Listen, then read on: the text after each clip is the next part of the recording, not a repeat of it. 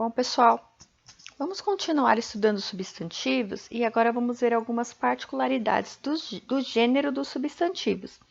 Esse conteúdo, ele está na página 91 da apostila 3.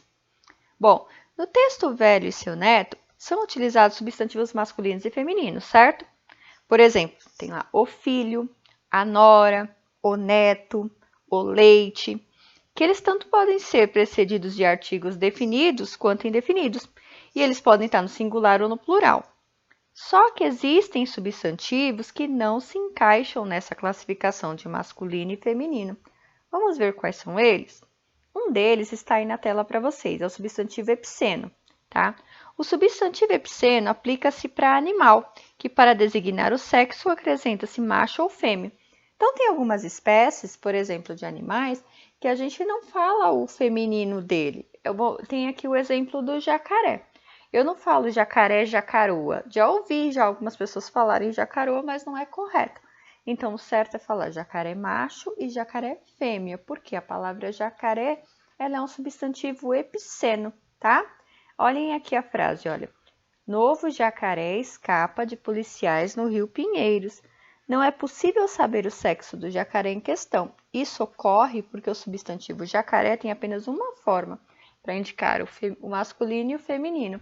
Tá? Então, quando o nomezinho do animalzinho, o substantivo que estiver falando de animal, ele precisa usar a palavrinha macho e a palavrinha fêmea para poder especificar, ele é um substantivo epiceno, certo? Vamos para o próximo. Substantivo comum de dois gêneros, tá? Então, esse substantivo, para indicar os gêneros, antepõe-se aos artigos masculinos e femininos. Então, esse substantivo não muda. E o artigo que permite saber o gênero, por exemplo, para eu saber, no caso do animalzinho, eu coloco lá no epiceno, eu coloco macho e fêmea. Nesse caso aqui, o substantivo ele não muda. Para eu saber se está se referindo ao masculino ou ao feminino, eu tenho que vir acrescentando o artigo como apoio. Aqui tem alguns exemplos, olha, a palavra artista. Artista tanto serve para o masculino quanto para o feminino. Se eu quiser estar me referindo ao feminino, eu tenho que colocar o artigo definido a. Se eu quiser estar me referindo ao masculino, artista masculino, na palavra masculina, eu tenho que colocar o artigo definido o. A mesma coisa com a palavra cliente, estudante, jornalista, jovem, dentista, colega, intérprete, imigrante e indígena. Então, essas palavrinhas que eu preciso acrescentar o artigo definido o ou a na frente, elas são classificadas como substantivos comuns de dois gêneros, porque tanto pode servir para o feminino quanto para o masculino. E para ser especificado, aí eu preciso do artigo. Bom, último caso aí, sobrecomum. Ele também aplica-se para os dois gêneros, tá? São substantivos que designam pessoas e que têm só gênero, tanto para o masculino quanto para o feminino. É muito parecido com o comum de dois gêneros. Aqui tem alguns exemplos. A criança, ela serve para masculino ou feminino. Nesse caso aqui, se eu coloco a criança, eu também posso falar do masculino.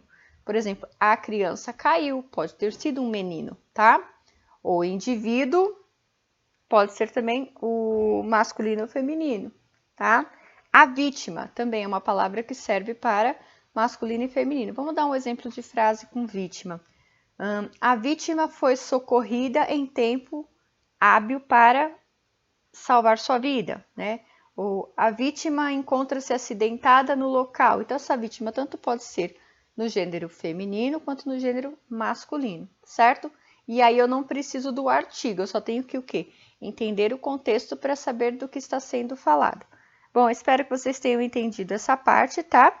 Resolvam os exercícios da página 92 e 93 e 94 da apostila. Até mais, pessoal!